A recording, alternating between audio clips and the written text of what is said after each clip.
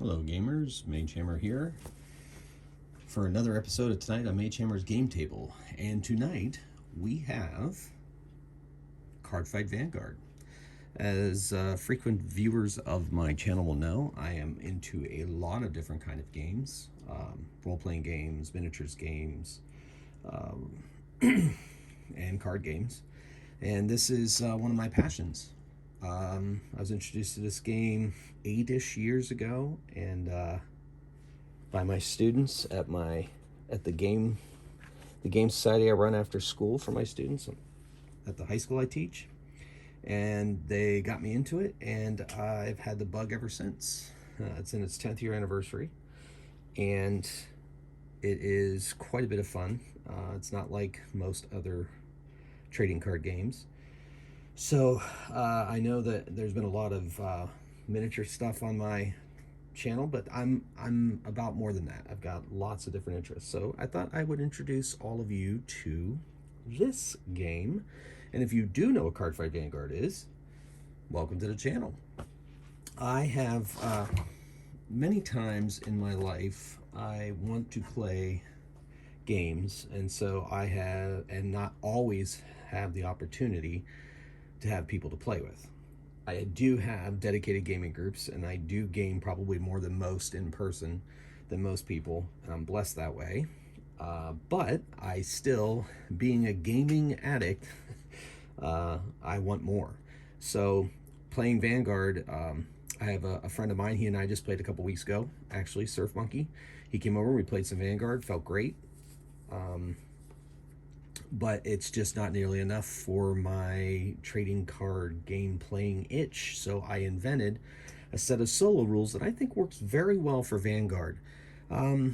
It can be challenging at times, but I think for the best part is it gives you a chance to test your own deck, to give you an idea of how it plays. And so I'm going to play a solo game on this video, and you can see how it goes. If you're interested in those rules, you can leave a comment, and I will send you my Google Doc of the rules. This is not a how to play video. You'll get if you know how to play Vanguard, you'll get an idea of how the solo rules work. But if you don't know how to play Vanguard, hopefully, like most of the games I play, as I play, I'm going to talk through it, and you'll get a really good idea of pretty much how it's played, and maybe you'll discover something that you might be interested in. This game's published by a company called Bushiroad. I believe they are from Japan and Singapore. So without further ado, I'm going to get right into a game. I am going to be playing my Orfist deck.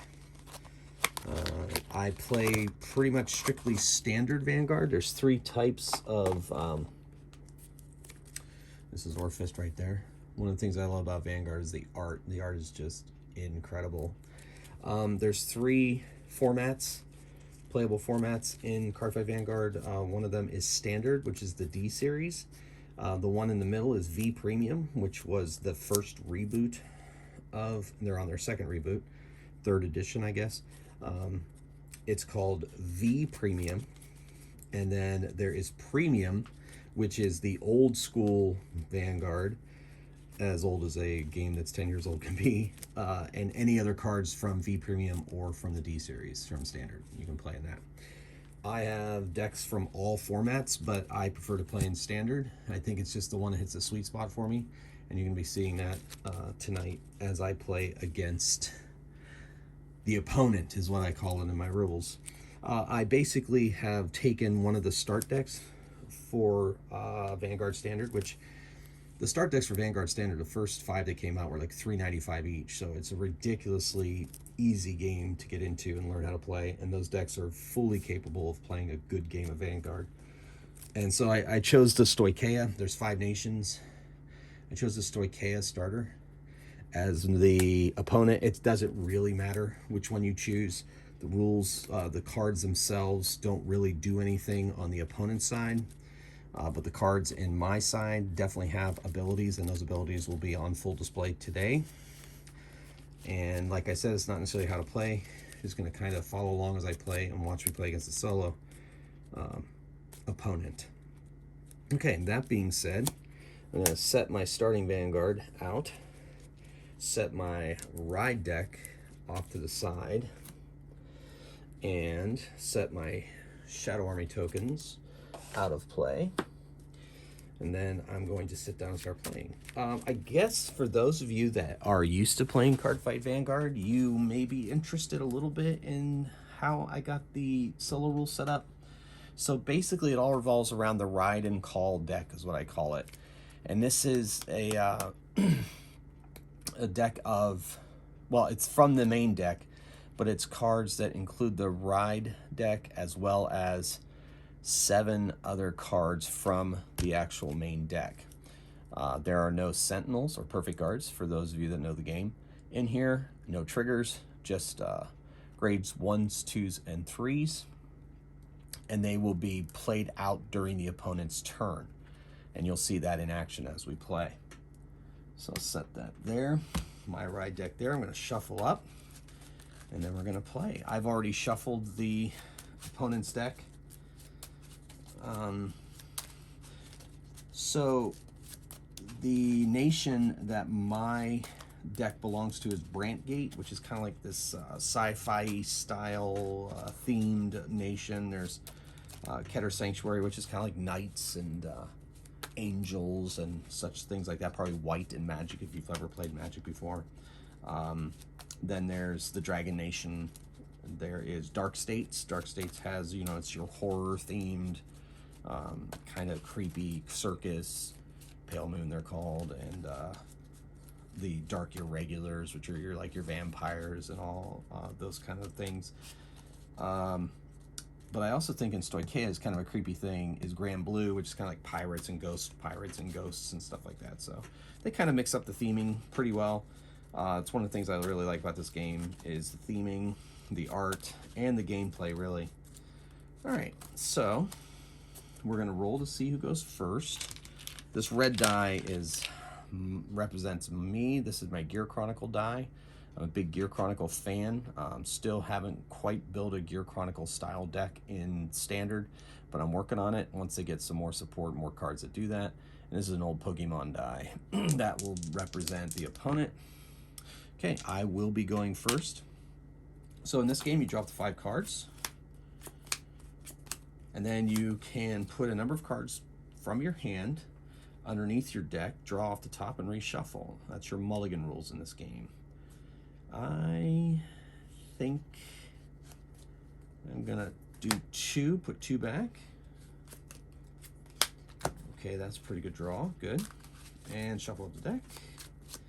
Now, on my first turn, I can't go into my combat phase. There's a combat phase. First phase is stand phase, then it goes to the ride phase, then it goes to the play phase, then it goes to the battle phase, and then it ends. There's an end phase. Okay, that's good enough shuffle. Okay, so I start off by drawing a card, and then you have to ride a card. So the ride deck is over here. So to be able to get a card from this deck onto here, onto my Vanguard, I need to discard a card. So I'm going to discard this card here, and I'm going to play the card out of here. When this unit is placed on Vanguard, search your deck for up to 1 world card, reveal it, put it in your hand, and shuffle your deck. So since I already have 2 world cards in my deck off my initial draw, I'm going to go for the 3rd world card that I have in this deck. The deck I'm playing, the Orfist deck, is built around those Shadow Army tokens I showed you earlier. And they come out and they do fun things, and there's different cards that interact with them in different ways, and that's makes it for fun. But these world cards are what allows those Shadow Army tokens to really shine. So it gives many world cards. They're known as order cards officially, but these world is the type of order that they are. Okay, so that being said, I can't attack. I don't feel like calling any other things from my hand, so I'm going to pass my turn. Now, start by riding and calling grade 1s. Now, the way my solo rules work is these 2 here, there's a grade. Every card has a grade, right up in the left-hand corner. Level in Yu-Gi-Oh!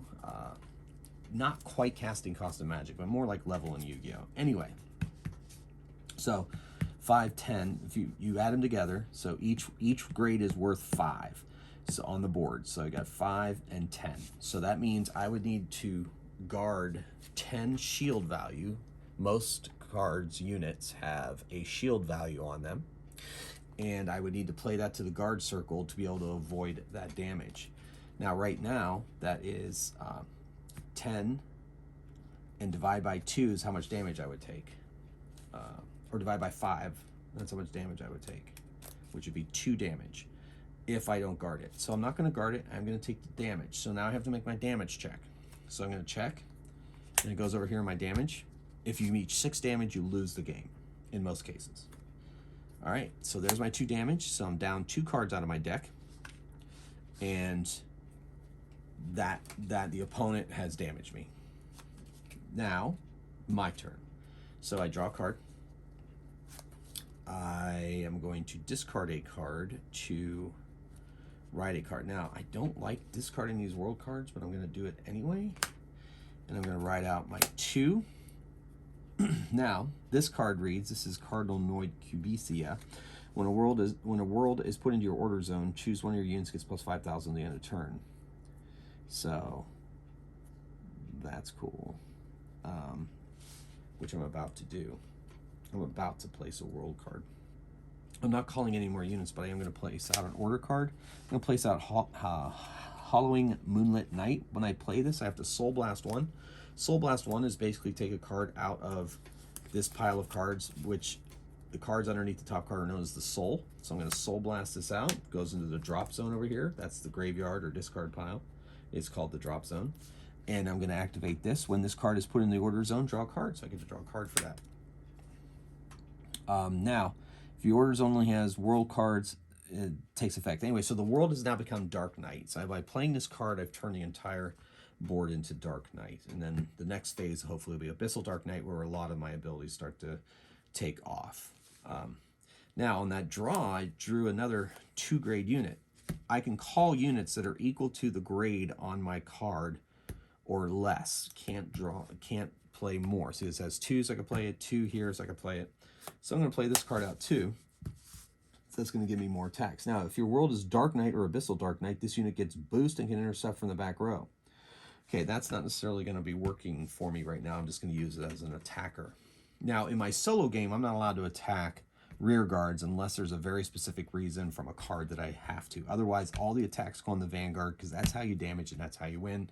But also attacking rear guards, I found made it a little too easy by eliminating some of the power that I'd have to guard against. Anyway, so I've called it out. I'm finished calling things this round. So I'm now going to go into attacks. Now, there was a card put in my order zone, so he gains 5,000 for now. So he has a 5,000 power, so he's at 15 total. The power of each card is here. So I'm now going to attack. And I'm attacking at 15. He had that on there. It's 15 going on his 8 power. Now, in my solo rules, because this is a one grade Vanguard, it can call up to 2 cards to guard it. So it calls this the guard circle. It's 5, 13. Now, I'm at 15. You have to get it so that I'm at 1 to pass, and I'll be explaining in a minute. But anyway, so I can call at least 1 more card, and I did. So now I'm at 10. I'm at 18,000 versus 15,000. So right now, I'm going to do a drive check. If I don't pull the trigger, which adds power to this unit, I am not going to be damaging his Vanguard. He is successfully blocked. So there it is. I did a front trigger. What a front trigger is, it gives plus 10,000 to all units in my front row. So that goes into my hand. This is now 25, which is greater than 18. And so it goes through and I damage his Vanguard, and we do a damage check there. Now, he drew a heal trigger, which will allow his Vanguard to gain 10,000. But normally a heal trigger would heal out a point of damage, but because I have more damage than he does, that heal effect does not work, but the 10,000 still does. And that's for 10,000 for the next attack. Now, I have my Cardinal Draco Colmagid at 20,000 versus 18,000, so we're going to attack. Now, any attack from a rear guard automatically allows them to call up to 3 cards. And that is a 23 right there, which blocks 20, so that attack has been deflected. And so we clear the guard circle, and now we pass turn. And you clear out the bonuses from all sides. And then we ride and call. Now we're up to 20,000. Divide that by 5. I'm already, if I take this, that's 4 damage. Now, if I take this damage, I don't guard against this.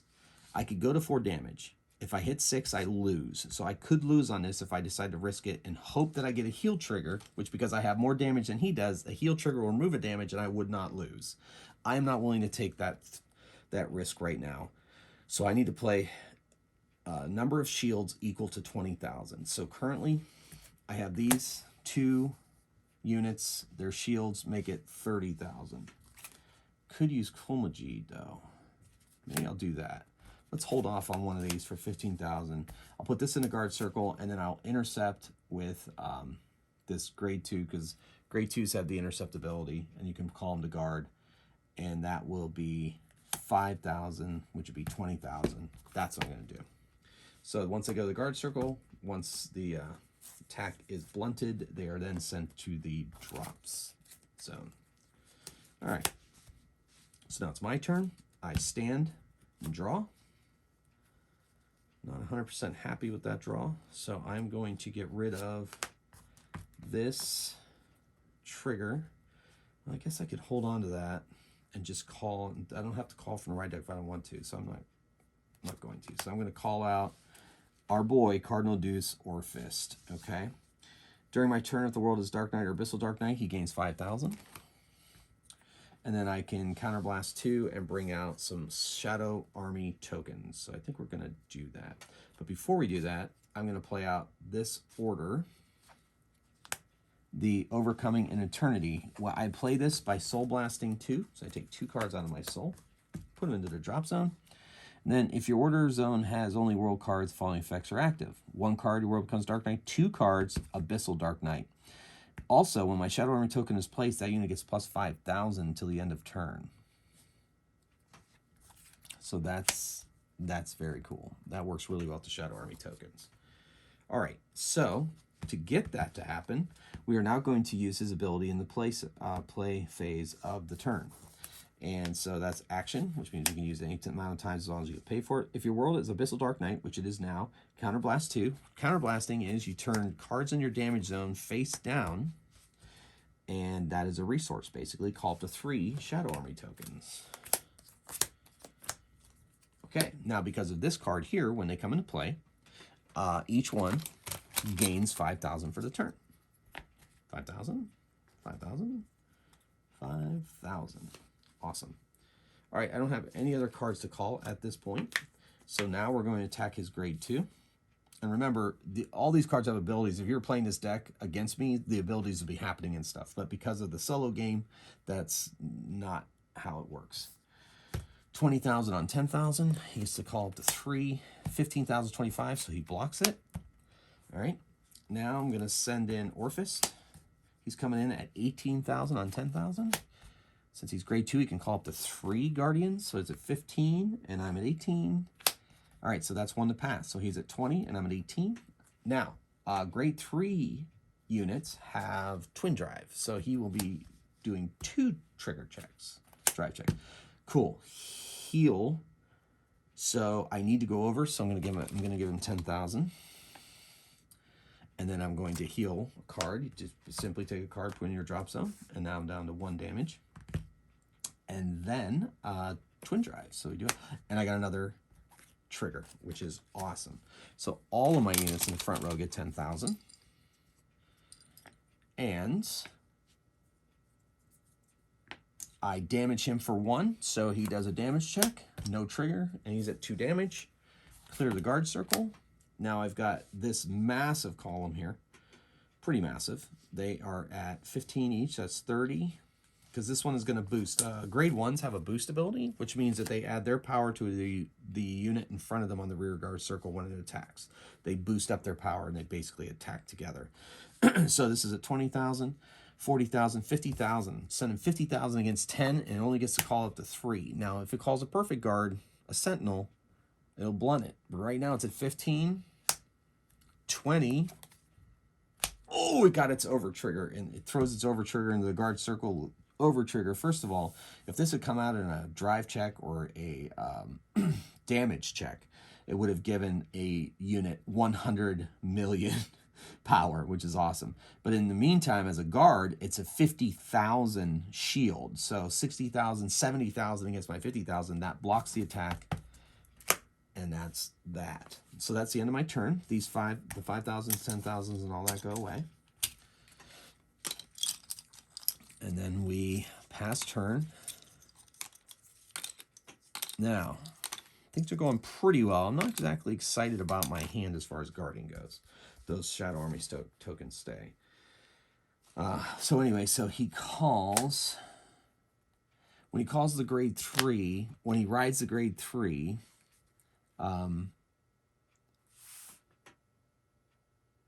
yeah, and then you call. So we're at 3, 6, 7. That's 35. Divided by 5 is 7, but you can never do more than 4 damage. So I'm not going to guard, and I'm going to take 4 damage. So 1, 2. That's triggered. Normally I would give those effects to this, but 3 and 4. Another trigger. Cool. Anyway, so I'm at 5 damage, so I'm 1 away from losing. But I also have a lot of counterblast available to me now. All right, so now my turn. Took a lot of damage, but I think I'll be okay. All right, draw a card. All right, cool. I'm going to discard a card, and I'm going to bring out my ride. Now, this is a Persona ride. When you ride the same grade 3 over another and it has this Persona ride ability, I don't know if you can see that with all the glittery, that allows me to give 10,000 to my front 3 rear guard circles. And I get to draw a card. If you'll remember, this character's ability is 5,000 when we're in Abyssal Dark Knight, which we still are. So, drew a card. Okay, cool. So, I got a grade 1. Now, this says, when this unit is placed on guard circle, if your world is Dark Knight, Soul Charge 1. If it's Abyssal Dark Knight, Soul Charge 2. Well, I'm going to keep that because I'm going to use it to guard with so I can get that soul charge. Because I'm going to need that soul charge for later, maybe. All right. So anyway, so my turn here. I'm not going to call anything else. So I'm going into my battle phase. All right. So I'm going to send this 25 at his 13. And since it's at a grade 3, I can bring up to 4. So it's at 28 versus my 25. So that blocks it. Now I'm going to attack with my Orfist. My Vanguard, if you will. The Vanguard is this main character right here. The rest of these are rear guards. So it's flying in at 28 versus 13. So that's 28 right now. Because you add this shield to its value. And its third one, 20, 33 versus my 28. So 1 to pass. So I'm going to do a twin drive. First check, second check, no triggers, so that attack is stopped. All right, then I'm going to attack with this column at 35 on 13. It's at 18. It's at 23. And that sends it way over 35. I like seeing those heal triggers come out, though. All right, well, things are getting tense now because I can't afford to take any more damage, so I'm going to have to be able to guard against its next... Oh, wait, no, I got to guard. Sorry. Got ahead of myself. All right, so it's going to call out another one. So I have to put down 7, 8, 9. 9 times 5 is, oh my God, 45. I'm so bad at math. Anyway, so 45. Either way. All right, so 10... 20, 30, 40, 3, 6, 8, 9. 9 times 5 is 45. Okay, so divide that. I have to put down 45,000 or else I go down. Okay, so I think I got this. So 45,000. So first of all, as I said, I'm going to push her down. So when she's put down, I can soul charge 2. What you do with soul charges, you take the top 2 cards from your deck and you put them into your soul. And so she's at 5,000. And then this guy, because I am in Abyssal Dark Knight, he has a 10,000 shield instead of a 5,000 shield. I'm at 15 right there with these two. I'm going to take this trigger. I'm at 30,000. And this is 45,000 right there. So I put that on the guard circle. I block its power attack. And now it's my turn. So I shall stand and draw.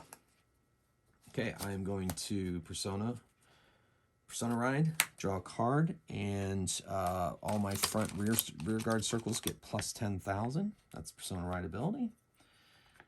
All right, I'm going to call this. This unit's placed on. No, I'm not going to place it. I'm going to hold on to that. What I am going to do is I'm going to call 3 more Shadow Army tokens. Now, yeah. So, and when they come into play, they get 5,000 each. Don't forget Orfist here. He gets 5,000 when I'm in Abyssal Dark Knight, which I am. Still have 2 order cards in my 2 world cards in my order zone.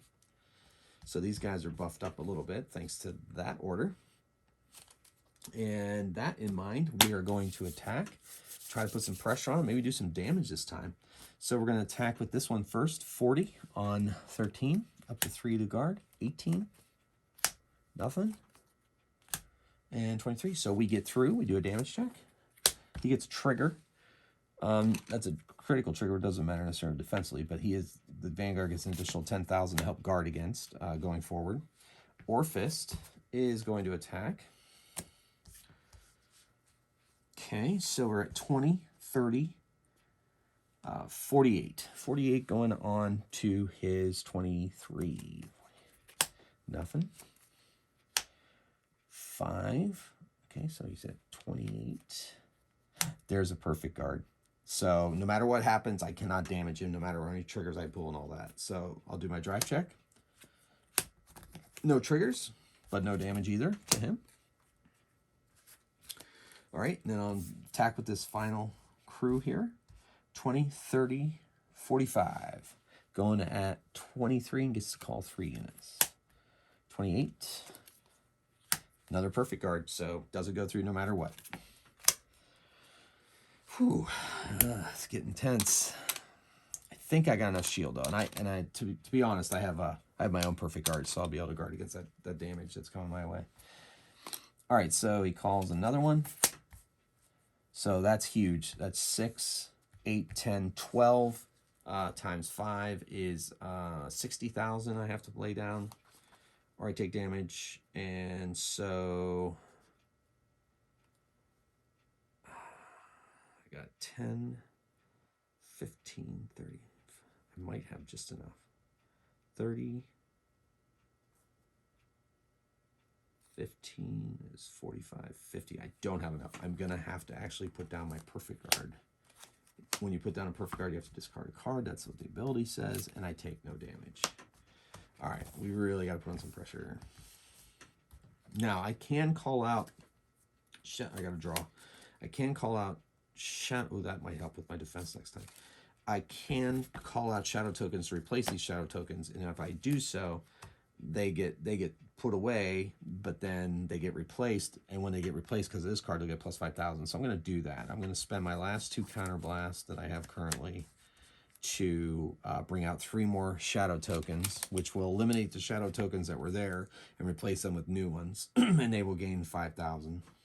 I think I'll do that. Would be those 3. I can put him wherever I want. He's got 5,000 when he's an Abyssal Dark Knight. I passed my ride phase, and I don't have any more. I don't have any more Persona rides, so I'm gonna have to go with what I got here. All right, so keeping that in mind, 40,000 at his Vanguard, guarding with 3, 18, 23, perfect guard. Doesn't get through, but that's good because there's only 4 perfect guards to a deck, and I have a really good chance of not getting a perfect guard when I come through with my drive check. So 20, 33 on his 13. There's the other sentinel. Of course, twin drive. Good. All effects to this card. So what that means is it gets an extra critical, so which means it does an extra point of damage if it hits. And it also gets to, I'm going to put the 10,000 here. Second check. Another critical triggered. Yes, double crit. This might be the end. We'll see. And another 10,000, but I'm going to have to get through first. But I think I've run it out of... so no oh wait, those go in my hand. No damage, but I beefed up this column to be able to get in there, and hopefully, if I hit, I'm doing 3 damage. If I hit, I'm doing 3 damage. So let's see what we got. Okay, let's attack. So we're coming in, we're swinging in with 30, 45, 55, 3 damage. 3 crit. He's at 28. 33. Okay, 30, 43, 48. And I was coming in at what? 30, 45, 55. 30, 48. So I'm getting through, and I'm doing 3 damage. He was not able to guard against that, because you only get to call 3 cards against a rear guard attack. So first damage. Second damage. He's at 5 damage. If this is not a heal trigger, he loses. It's a trigger, but it's not enough to save him, and he dies. So I win. And I still had a pretty good hand. I was going to be able to defend at least 2 more times before I was in trouble of taking any kind of damage. So, like I said, I mean, you know, you can increase the difficulty by how many cards you allow to guard off of the top and so forth, but that's my solo. And I think it does a really effective job of testing your deck. You know, it's better than like drawing 5 cards off the top, or what was that, goldfishing? 5 cards off the top to see, well, what kind of draw I get. You actually get to play through basically the entire game against, you know, another deck. So though there's not all the abilities and all that, I still think it's a really fun way to play. And hopefully you enjoyed that. Let me know in the comments what you think. When you see more of these kind of videos, I think I may make another one and show you a different deck that I have that I might play against the opponent, as I call it. If you want the rules, the solo rules, let me know. I'll get them to you somehow. If you want to know where I got any of the accessories or anything, let me know. But this is it's one of my favorite games ever, and so I'm happy to bring it and share it with you. So until next time, ladies and gentlemen, thanks for watching, and I will see you next time on Magehammer's Game Table.